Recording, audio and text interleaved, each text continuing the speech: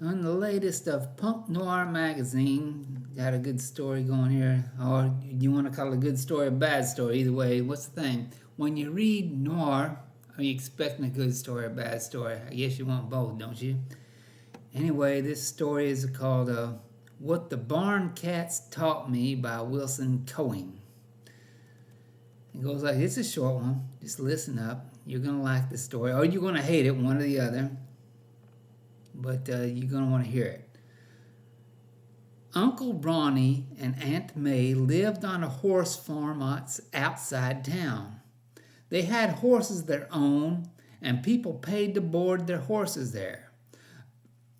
A barn with stalls for the horses rested at the edge of the pasture, and feral barn cats ran around everywhere. I was scared of Uncle Ronnie. He talked to kids like they were adults. Aunt May was kind. I wondered how she wound up with Uncle Ronnie. They had a daughter, Lee, who was 10 years older than me, but she acted even older. One time I went over with Mom, and when we pulled up, Aunt May was holding Lee back from screaming at Uncle Ronnie. He was carrying a black trash bag away from the barn. Inside the bag was a litter of kittens. The bag moved from them squirming. He was taking them down to the pond below the barn. Why couldn't they be given away, is what Lee was screaming. Uncle Ronnie said it was this, or he'd shoot all the goddamn barn cats with the .22. He didn't give a shit. Lee ran inside, and Aunt May and Mom followed. I lingered in the yard, then walked toward the barn. It was one of those stark, bright Carolina days where there seemed to be no weather, nothing in the air. When I reached the barn, I peered around the corner. Nothing in the air.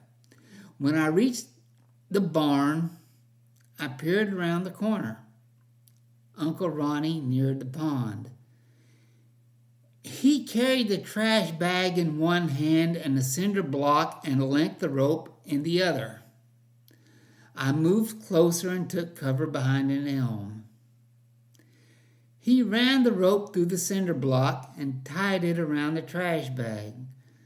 The cinder block plunged under, and the trash bag landed with a smack before slowly sinking. He lit a smoke and watched until the pond surface returned to still. I turned back toward the barn. Perched in a line were all the surviving barn cats. There must have been 50.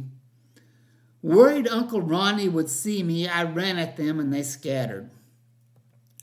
On the ride home, Mom explained how Uncle Ronnie grew up dirt poor on a farm, and it wasn't the same to him killing kittens as it would be for her or me.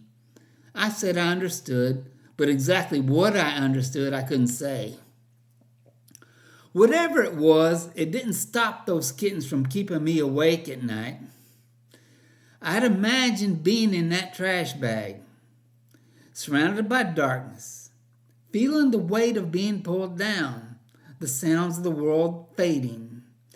And that'd lead me to try and understand how my own death was possible, where I'd go, where I'd been before.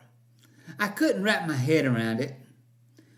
Only conclusion I ever came to was I could understand and not understand something all at the same time.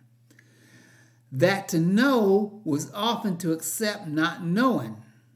Eventually, I'd come to learn that's what most of growing up was.